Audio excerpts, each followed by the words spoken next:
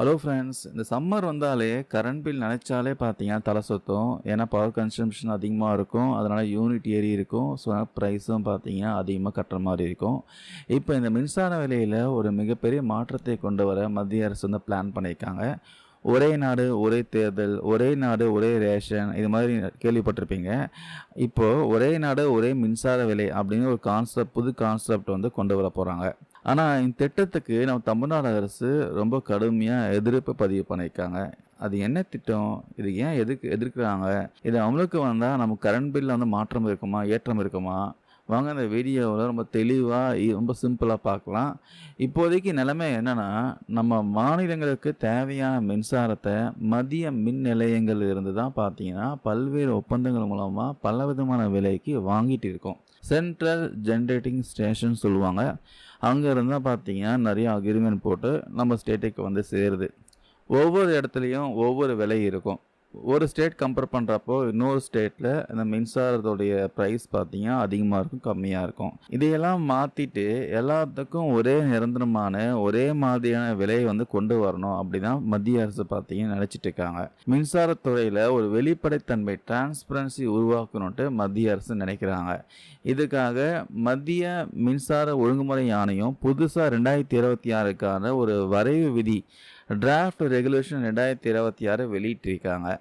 இதில் வந்து என்ன சொல்லியிருக்காங்கன்னா, இனிமே மத்திய மின் நிலையங்களில் உற்பத்தியாக மின்சாரத்தோட விலை வந்து ஏலமுறை பைண்டிங் மெக்கானிசம் மூலமாக தான் முடிவு பண்ணுவாங்களாம். அதாவது மார்க்கெட் கப்ளிங் அப்படிங்கிற முறைப்படி தான் பார்த்தீங்கன்னா எல்லா பவர் எக்ஸ்சேஞ்சில் இருந்து ஏல கோரிக்கைகளை ஒன்றா திரட்டி ஒட்டுமொத்தமாக ஒரே சீரான சந்தை விலை uniform market clearing price fix பண்ண போகிறாங்களாம்.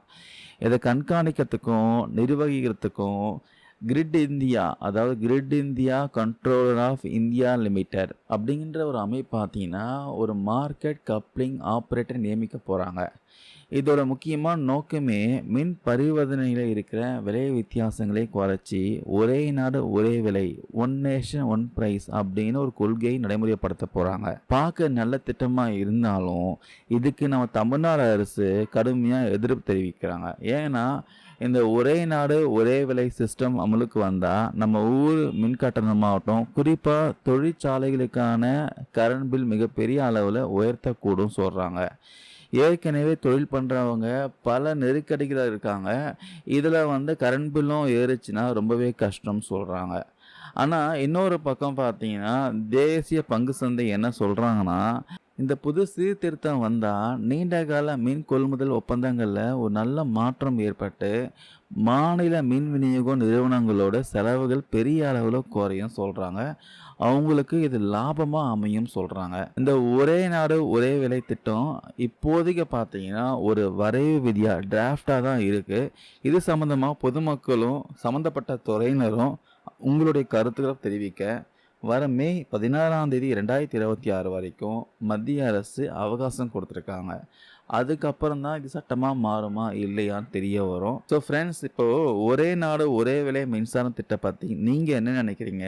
ஏல முறை வந்தால் நிஜமாகவே மின் கட்டணம் குறையுமா, இல்லை தமிழ்நாடு அரசு சொல்கிற மாதிரி கட்டணம் அதிகமாக வந்து மக்கள் தலையில் சுமையாக விழுமா? உங்களுடைய கருத்துக்களை மறக்காமல் கீழே பதிவு பண்ணுங்கள். இந்த வீடியோவில் ஷேர் பண்ண தகவல் யூஸ்ஃபுல்லாக இருக்கும்னு நம்புகிறேன். தேங்க்யூ நண்பா நண்பீஸ்.